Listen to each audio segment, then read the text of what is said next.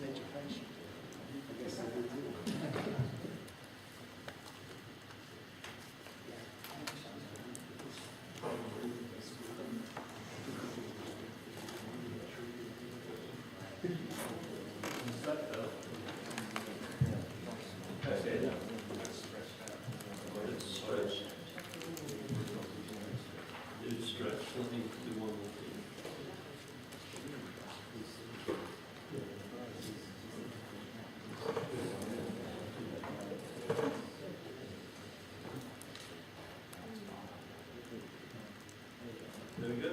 Good. Well, good morning, everyone. My name is Dane McCamey, and I know it says that I'm from the University of Utah, and that was very true until about 3 weeks ago when I moved to the University of Sydney. No, that's fine. It's not clear that that's true. So today, what I want to talk to you about is some work that I actually did do in Utah. It's about understanding coherent microscopic spin processes by doing macroscopic transport or PL measurements on organic photovoltaic devices and on organic lab meeting devices.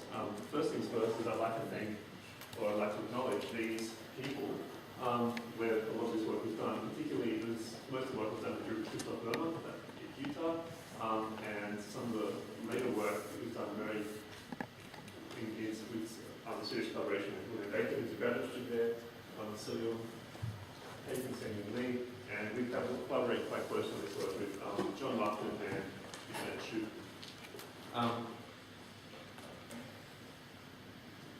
So I guess the aim of the work that we do is to try to control macroscopic properties of organic electronics by coherently manipulating spins in those materials.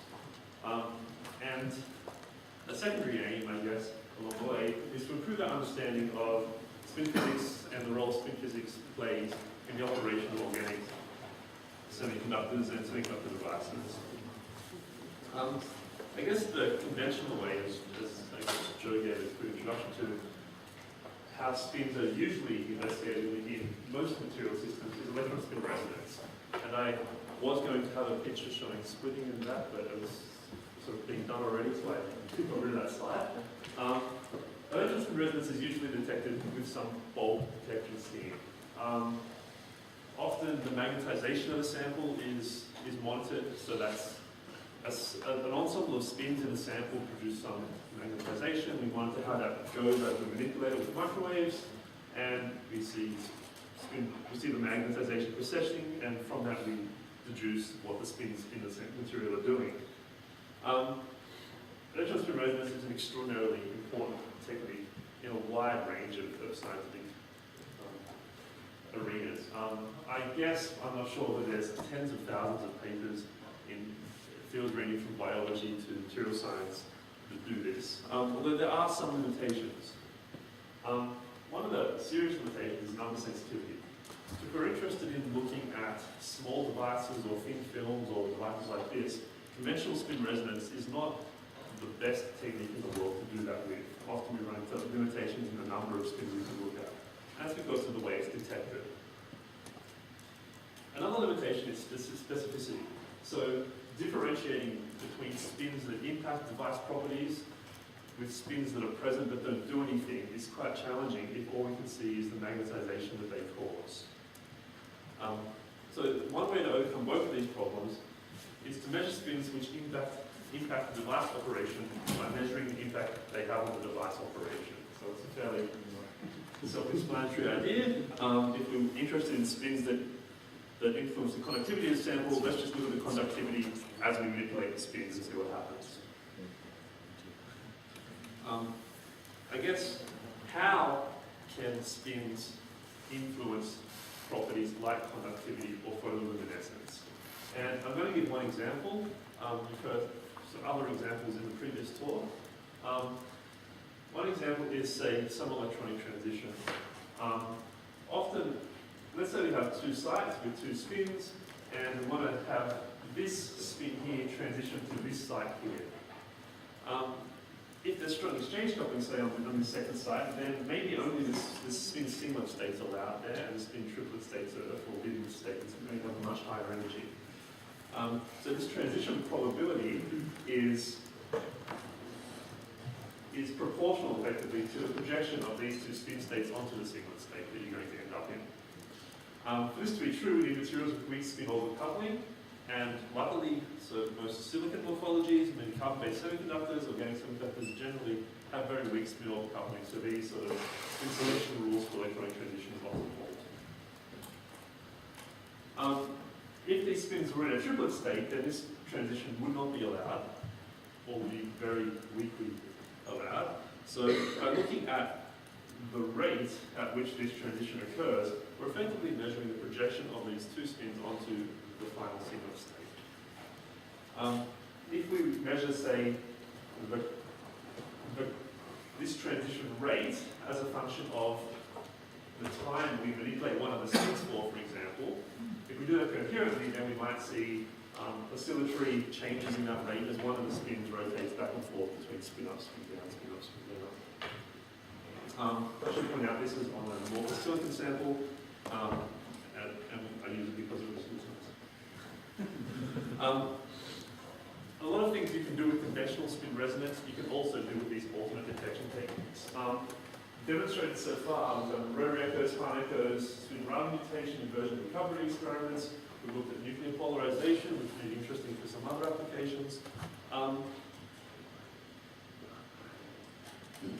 Often the pulse sequences used are very similar to the pulse sequences used in conventional ESR. The one main difference, and this is something you might want to think about if you want to do these sort of techniques, is we look at often the projection of this onto something. So whereas in a conventional spin resonance technique, someone will do a high pulse with a magnetization as spins process around the box sphere, we project again at the end of that back onto the z-axis and do effectively a projected measurement to measure out our spin state. So that's all well and good, but how does it map onto, say, an organic semiconductor? And I'm going to use a fairly simple picture of how I understand an organic lightning works. We have free charge carriers, in this case polarons, and we can generate them either by electrically injecting them into our material or dissociation of optically excited states. They come together and get coulombically captured, electron polymer and a hole polymer get coulombically captured, form some weakly spin coupled but coulombically coupled pair that are close to each other and they're sort of in a unique relationship with each other. After some amount of time, these things will get very tightly down, forming a single row triplet exciton. Single excitons can then radiatively recombine, triplet excitons probably not, and that's effectively the picture we have. So what are we able to do with this, though, if we can do spin resonance? And if we think about these two states here, as Joe quite rightly pointed out, we have weakly bound singlet polaron pairs, and we have weakly bound triplet polaron pairs. I guess what singlet and triplet mean in this case is not immediately clear, given that the spins don't interact that much in these states. For me, what it means to say a singlet polaron is a polaron that when it recombines into an exciton forms a singlet exciton. So what we can do though is go in here and think about what transitions happen between these two states. And there are incoherent relaxation mechanisms that allow transitions between singlet pairs and triplet pairs. So one of the spins in the pair might interact with some defect or some phonon and flip over, causing a transition between, say, a singlet content pair and a triplet content pair. To investigate we can also drive this transition. So if we coherently manipulate one of the spins in this pair between the up and the down state, we effectively modulate the amount of single or triplet content in those two states. So that's the idea, and what I'm going to talk about for the next, I guess, 25 minutes, 35 minutes is experiments like this, where we take a sample, we measure, say, the conductivity or the photoluminescence, as we coherently manipulate one of these spins back and forth between the up and down states. So we do Rabi oscillation between these two states and look at the effect that has on the observable conductivity usually. I thought I'd give you a bit of an idea of how we actually do these experiments. It's not the easiest thing in the world. So if we're doing a conventional continuous wave experiment where we apply microwaves continuously to our sample and then move our magnetic field back and forth, we can use quite low powers and do a locking detector technique. If we want to look at coherent effects, we like to use very short, very high power microwave pulses.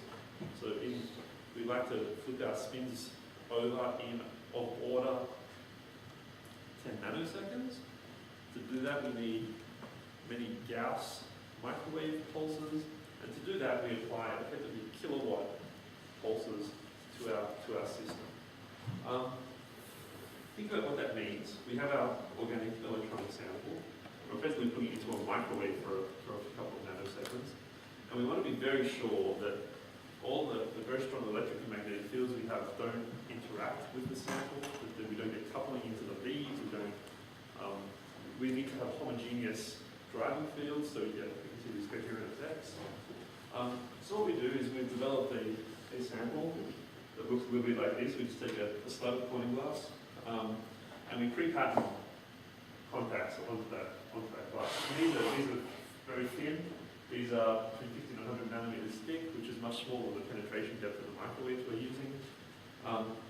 We then cover most of this with a silicon nitride layer, and we've now effectively done all the photolithography we need to do, so our samples are effectively made. What we do then is we can spin code. So we can put this sample onto a chart with the center here and spin it, and we just drop our material onto the end, and we only spin code the end. And that allows us to make stacks. The material I'm going to talk about mainly here is MCamey. It's the material we like to use. And then we can just do a simple shadow masking to cover the end of the sample. So we don't need to do any sort of lithography after we've made these matchsticks. These things are quite small. They have to fit into a resonator. We use a commercial Bruker pulse resonator. The resonator is a dielectric, low Q resonator. It's about 3.5 centimeters. That's not true. It's about 3.5 millimeters across. So the space we have to work in is about 3.5 millimeters wide.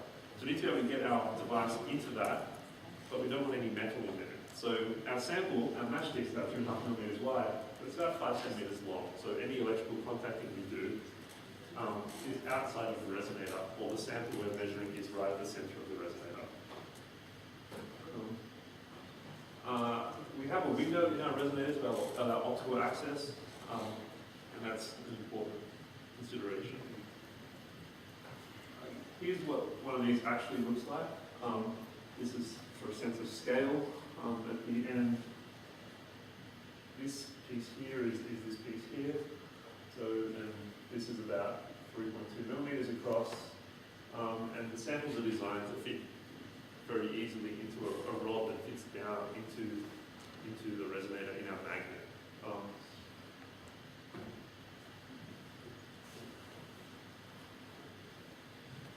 Just to, this is quite an early device. You'll see it does light up, it looks a little more uniform, but it works. So let's actually get to the, I guess, more interesting stuff. What happens to our device if we apply bias? It lights up, light comes out of it. And then we manipulate spins. What happens to the current? So the experiment is this. We apply a microwave pulse, and then we look at the current through the sample after that pulse, and we temporarily resolve that. And here's a fairly standard result. So you can see that at a whole range of magnetic fields, nothing happens. The current through devices is very boring. This is very flat. At some magnetic fields, though, you see that there's some structure. And I'm going to sort of discuss this in a little more detail now. If I take a slice through here, you can see that there's clearly a fixed, a resonance. Something happened at a fixed magnetic field. The G factor of that resonance is 2.003. That's the G factor that's reasonably well known for polarons in this material. If I take a slice along this direction on resonance, you can see that it's a reasonably complicated structure. So what happens is that initially the current is at its steady state value. And then after the pulse, it rises with the rise. This is actually an amplified rise time you see here. And so we get some enhancement of the current through our device. That enhancement exponentially decays with a quite fast time scale until we then have a quenching of the current, so the current's decreased. And that recovers back to the steady state value with a much longer time constant.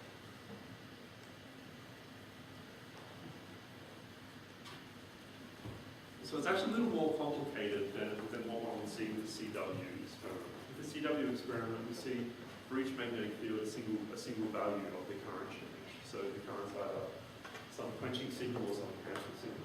If you resolve, though, temporally the change in current, you see that it's actually more complicated than that. We have some enhancement at early times, the quenching at longer times. And we can understand that. Actually, I added another slide, so we don't understand it yet. You can also do the same thing using, this is also an McCamey OLED, but now we're using it in, as effectively a cell. This is the photocurrent, so we shine light, we measure the short circuit photocurrent through our device, and we do the same experiment. And again, you see that there are places. Most of the time, the signal is not there, and there's some resonance signal, but it also has some more complicated form than just a single thing, and in this case, it's a quenching and an enhancement. It has a very similar line shape. It's also into the polarons. What is the temperature? The temperature, in this case, it's of order 10 Kelvin. Okay. 10 Kelvin, I think. It's between 5 and 15 Kelvin.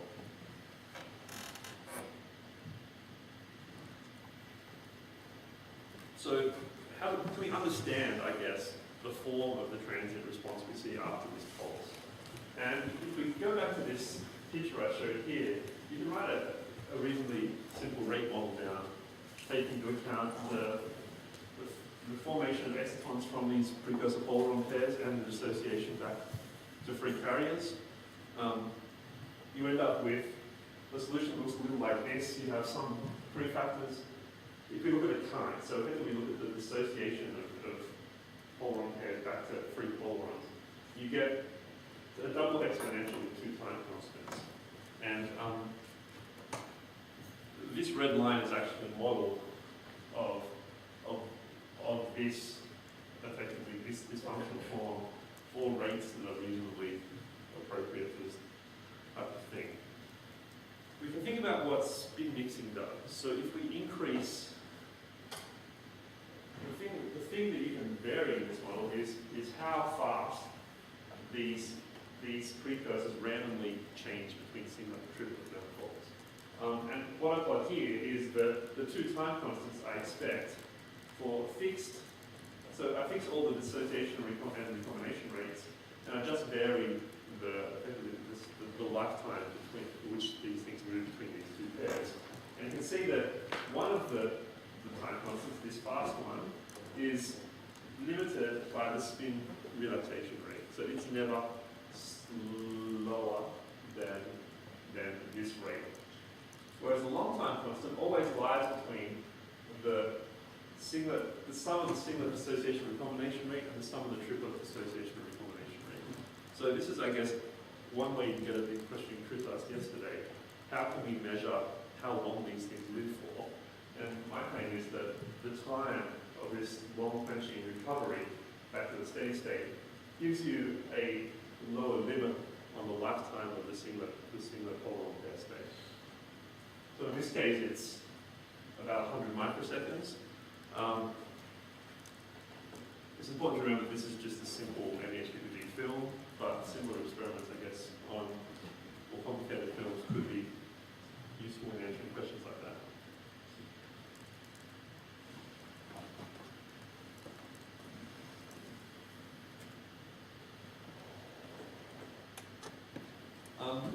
Something that I find interesting is that under certain conditions, so not in this version, but in other measurements we've done, we find that T1, so that the transition time between these two things is bigger than 50 microseconds, which is quite a long time, I think.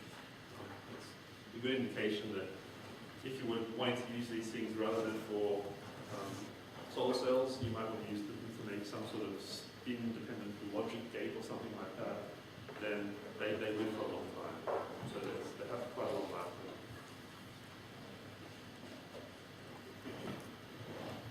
So that's well and good, but there's nothing coherent in what we've done yet. So let's do some coherent stuff. So we do a very similar experiment. So we apply a microwave pulse to our sample and look at the current change after that. What we do now, though, is monitor the magnitude of, say, the enhancement that we get after the pulse as a function of the length of the microwave pulse we apply. And what you see is this. What you see is that as the microwave pulse gets longer, we start at somewhere around 0 change in current, we go to some maximum, and then after some time, the current comes back down and starts to oscillate.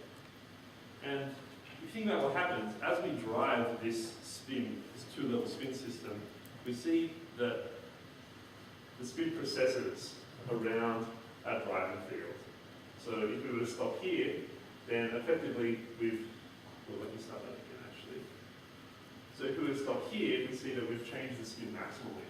But if we keep going, we eventually get back to where we started from, so the spin comes back down. So we're driving Rabi oscillations between the spin up and the spin down. And the things you expect to happen happen. As we increase the driving field, so the strength at which we're driving this transition, the rate gets faster. That's good. So we think we understand everything that's going on, which is proportional to the driving field. Except that if we then increase the driving field a lot, we start to see some features that you probably don't expect. So we see that we have nice single frequency traces until we get to reasonably high driving fields, and then we start to get these additional features in our Rabi oscillation. And I'll come back to those in a slide or two and we'll talk about those more. Something I want to and something I'd like to point out is that these measurements are not at room temperature. So we're driving coherent spin processes at room temperature for hundreds of nanoseconds in these materials. And they're quite good visibility. So looking at a few order of percentage change in current. So just to make sure we understand exactly what we're doing, we repeat this experiment as a function of the external magnetic field, but for a fixed driving frequency.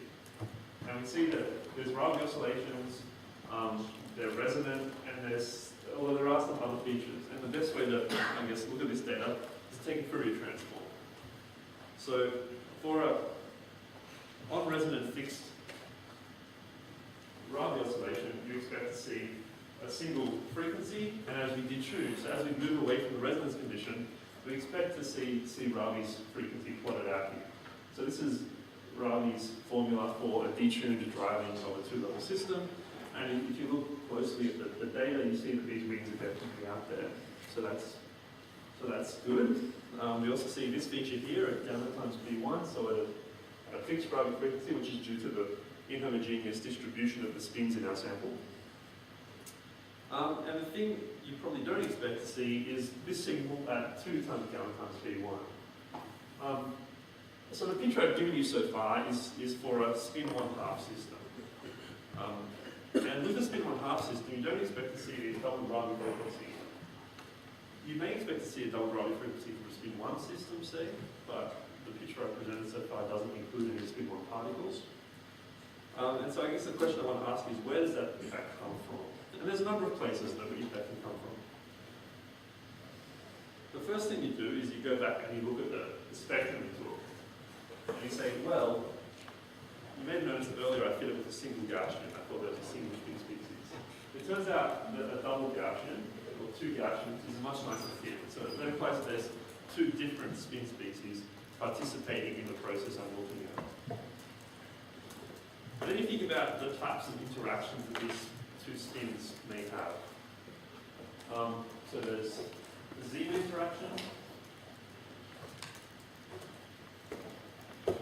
So I could have 2 spins that are very similar, but they live in, say, slightly different environments, so they're inhomogeneously broad.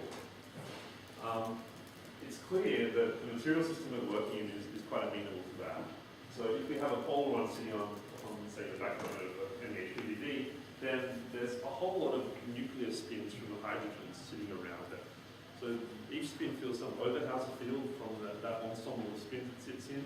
So effectively, each of our spins sits in a different microscopic magnetic field environment. So that leads to some distribution, because the nuclear spins are randomly oriented. We're in effectively the high temperature limit for those. And then all we have here is 2 spins at the same place, which with each of the 2 different species having some distribution of local magnetic field. We could have some exchange coupling between the 2 spins, so they could have some overlapping wave function, and then we expect to see something that looks like this. And you can see both of those actually fit the data quite well. And the third option is we could have 2 spins close to each other that aren't overlapping, but have some strong dipolar coupling between them. We've tried to fit this data with a dipolar model, and we can't do it. If anyone wants to try, they're more than welcome. I don't think it works. So we excluded the dipolar. We excluded some other reasons as well. We expect that if there was a dipolar coupling, we'd see a signal not at 1 or 2 times the Ravi frequency, but at 1.4 times the Ravi frequency. We don't see that.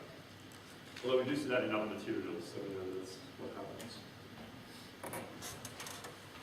So how do we distinguish, I guess, between the exchange interaction and the hyperfine picture? Well, one way that we can do that is to look at these beat oscillations. So these extra signals we saw in the Ravi oscillations from earlier. If we have 2 spins that form a partner that are weakly coupled, so there's no exchange coupling, then if I sit on resonance with one of those spins and I manipulate it, then I should see a single spin half Ravi frequency. If I sit on resonance with the other one, I should see a single spin half Ravi frequency. If I increase the driving field, so the magnitude of the B1 field I drive the spins with, so that it covers the separation in magnetic field between the 2 spins, between the resonance position, and I start to drive them both, and I see an effective spin 1 mutation frequency, even though the spins themselves are both rotating with the spin 1/2 Ravi frequency. And the way to understand that is like this. Effectively, we measure the permutation symmetry, or the singlet content of our spin pair. If I rotate one of the spin pairs, one of the spins in the pair, then if I've rotated it a pi pulse, then we go from a triplet state to a state that has some singlet content. And if I rotate it another pi pulse, we go back to our triplet state. So effectively, one rotation of the observable takes 1 rotation of the spin. If I now drive both of the spin partners together, then we again start in a triplet state here. But after I've done a pi pulse on both spins, we end up back in a triplet state. We go from down triplet state. So whilst the spins have done a pi pulse, the observable is back to where we start from. So we start a triplet, we go through some state that has the maximal single content that we see in our measurement, and back to a triplet state. So if you plot the observable for this, it's minimum, it maximizes here, minimizes, maximizes, minimizes. So the spins are rotating with the Rabi frequency, but the observable is rotating with twice that, or the observable is oscillating with twice that frequency.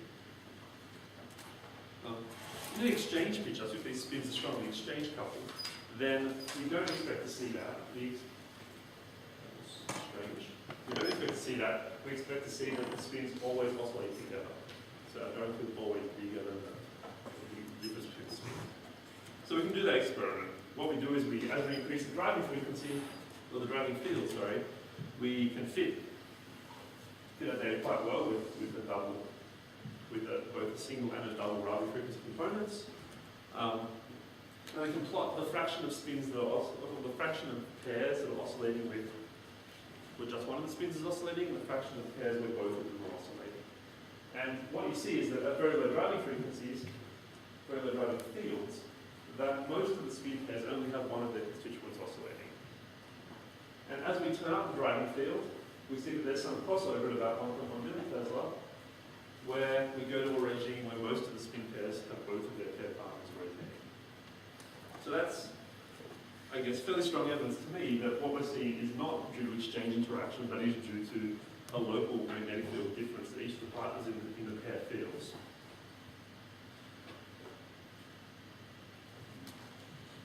So I actually want to take a second to just emphasize what we're actually doing here. And that is, we've managed now to find some way by measuring the current through our sample to look at the local difference in the Oberhauser field felt by two spins in a spin pair that's 2 nanometers or so separated. So we're looking at spatial variations of the field due to the nuclear spins on a 2 nanometers length scale by just monitoring the current coming out of the light diode. And I think that's a fairly powerful tool to investigate what's happening to these spins at a very local level. I should point out at this point, I'm going to take a quick side trip, that other people are looking at this type of thing as well. So, Dane has been investigating Oberhauser fields by varying the isotopic concentration of the hydrogens in CIMOPV. So, what he does is he takes CIMOPV with hydrogens and measures some spectrum, and it looks like this. And then replaces the hydrogens with deuterium, which produces smaller Oberhauser field. And he sees that the line is getting narrower. One thing I'd like to point out is if you look closely at this data, I think it's fit better with 2 Gaussians, but that's, I guess, up to you to decide. And they observe Oberhauser fields in that material, which is very similar to MeHPV, that are on the same order of magnitude, so they're between 1 and 3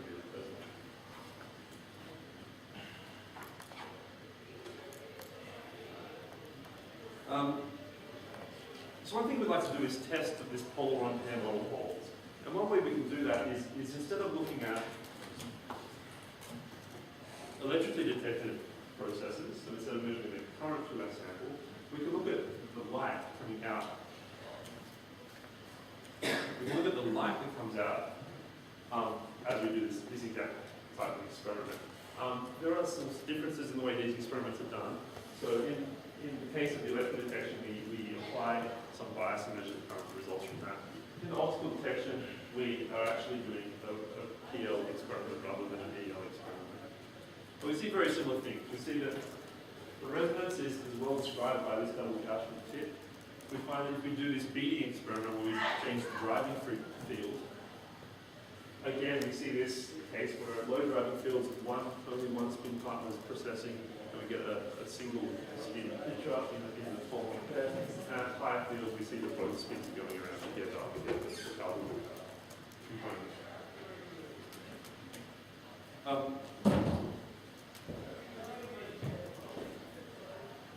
So that's a very, I guess, simple picture we have. It's this two-polaron picture coming together and recombining and leading to changes in the current or the photoluminescence.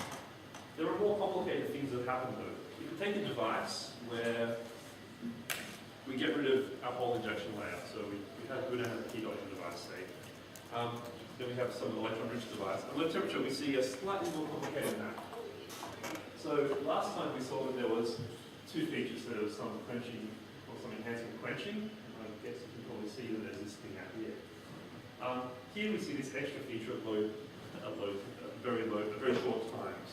If we take a slash in there, we can see that there's some enhancement, quenching, enhancement. So we have more features than we'd expect to see if we're just having a simple two-spin polaron pair picture. Now we can do similar types of experiments. So what this shows is this transient. So this is the current after a microwave pulse, plotted along here, as we change the length of the microwave pulse. And the easiest way, I guess, to understand this is to take slices. So if we take a slice here, in this big quenching part, then we see something similar to what we saw before. We see that there's this Rayleigh oscillation with the big frequency that we expect to see. If we take a slice at shorter times, though, in this new fast feature, we see something qualitatively different. We see that we get Rayleigh oscillation. That's fine. You don't see any beating, so that's new. We see that the coherence time of these is quite a bit longer than the coherence time of the spins in the pair lines. So this is reasonably new data for us. We've assigned tentatively this beating signal to the electron hole pair, or the electron hole pair signal, because we know that the beating arises when pairs are formed. If we look at the the shape of the spectra, we see that this signal only occurs in the region where the narrower of the two peaks is. So, given that we made an electron-only device and we saw this thing, we tentatively attributed that to the electrons. So we think there's some process now where only a single electron is involved that somehow leads to changes in the current. This is done at quite a high driving field. You can see here we get this beating. We don't see any beating here, and we would expect to if this was a pair process. So the thing we know is that there's another spin-dependent process in this material. It's not a pair process, and it is a spin-1/2 particle. I'm going to throw that out to the audience as something to think about. We don't have a good idea of the mechanism for that process at this point, but if any of you do, let's have a chat afterwards. One thing I will point out is the coherence times here are quite interesting. So the electron hole pair has a much shorter coherence time than the single electron only. And that makes sense. So we know from early measurements that the whole resonance is much broader. So it has a more inhomogeneous environment that it lives in. So it has some ensemble dephasing time that's reduced compared to just the electron-only signal, which is here.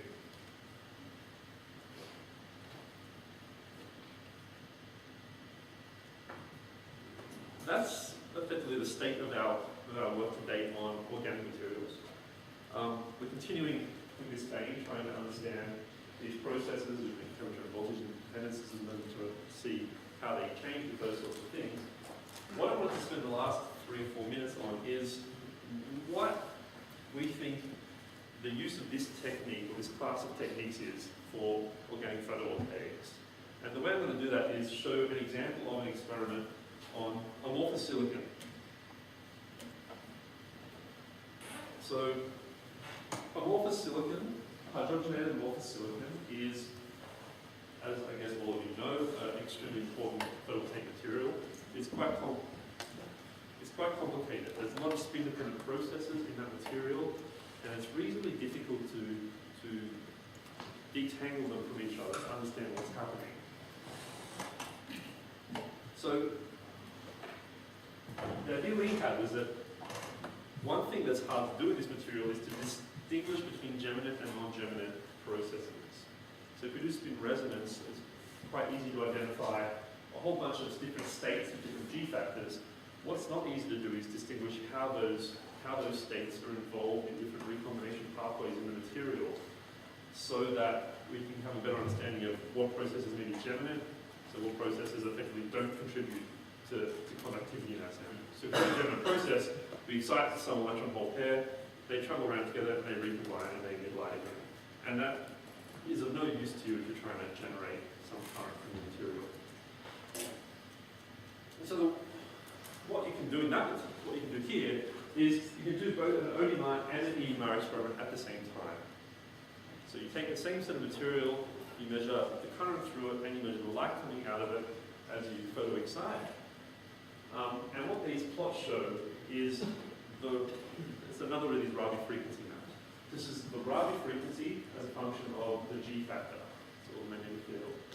And you can see that in the electrically detected signal, it's quite boring actually. There's a single feature with a Rabi frequency of 1 and a fixed G factor, and that's due to what is that due to? That's due to dangling bond recombination through dangling bonds in the center of the gap. And we know that from its G factor. We know that the states are not coupled, so they're not strongly coupled because it has a Rabi frequency of 1 times gamma times B1.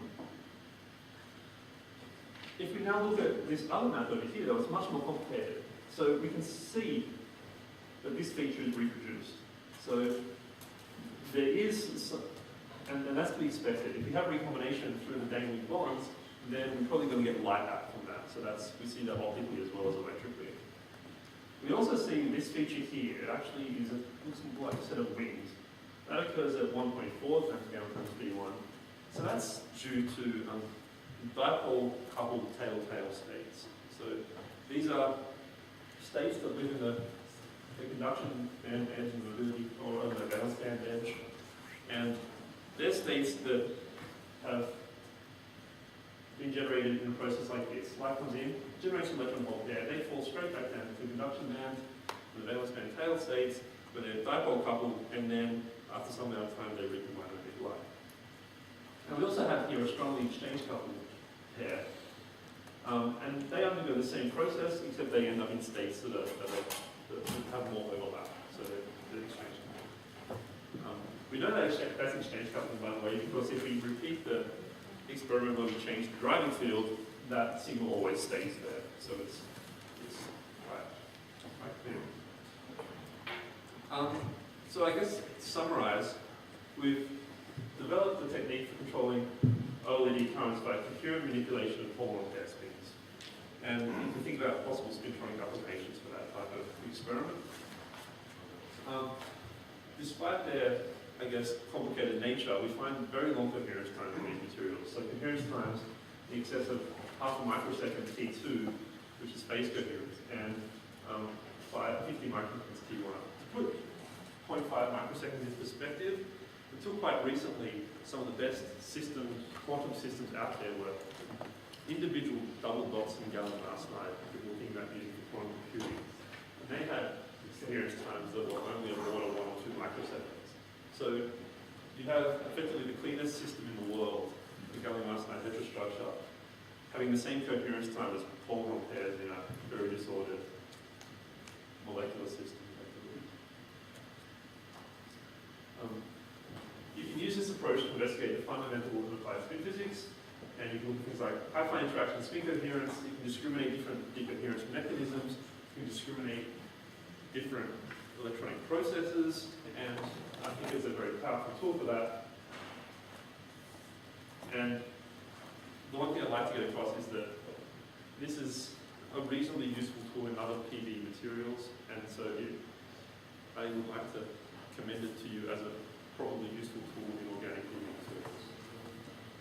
If you have any questions, you can get me on my email, which is here. And yeah, thanks for listening.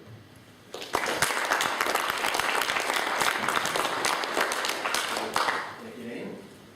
Do we have any inspired questions? Collaborators. Just question the first part of the talk, I guess, where you have a singlet pair and triplet pair. Yes. And then you say they are mixed by what? By spin lattice. So that was my question. How you so to change from singlet pair to triplet pair, you need a kind of magnetic interaction, right? So you have to rotate the spin. So and this is kind of it's obviously hyperfine field. Why did you write this incoherent spin lattice rotation that makes them?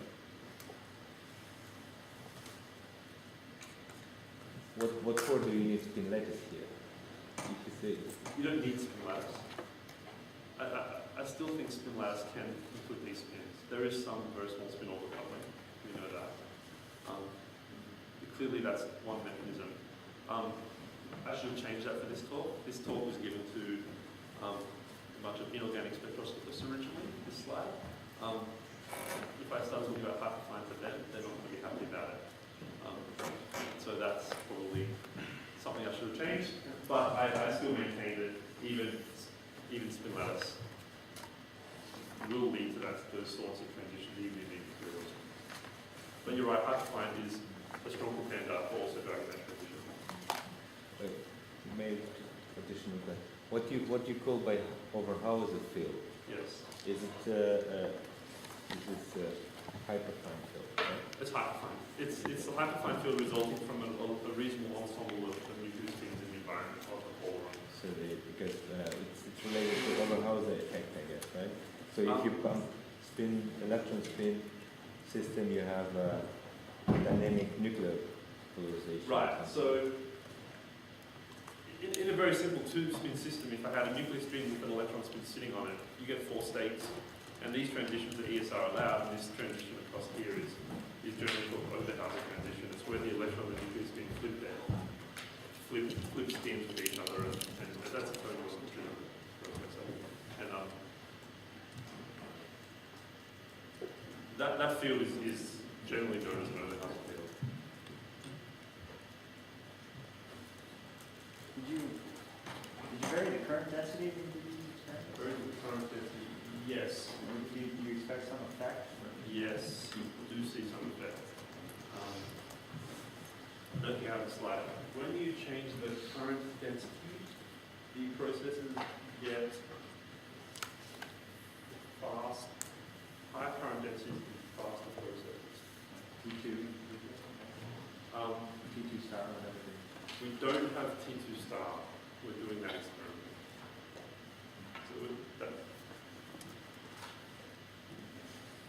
So one thing I'd like to point out is that you may have seen that there was 2 sets of dates on the topmost of the publication. There was a 2008 date with data that looks like this. And there's a 2010 set of dates with data that look like this. We spent a lot of time working on getting our setup much lower noise, much nicer signals to be able to do these sorts of experiments much more quickly. I think that was a good investment. But as a result, there are some things that we may have done that we instead did this for. So right now we're doing exactly those experiments. We're looking at coherence time as a function of temperature, as a function of current density, bias, operating point, things like this. And there are some initially interesting results that I want to talk about. Let me ask one very quick question. You mentioned heterogeneity in terms of morphology and changing with interactions. Have you looked at films with maybe a film that was annealed versus non-annealed, the increase of order in the film? No, we've not done that. Do you expect that to really change significantly with the duration?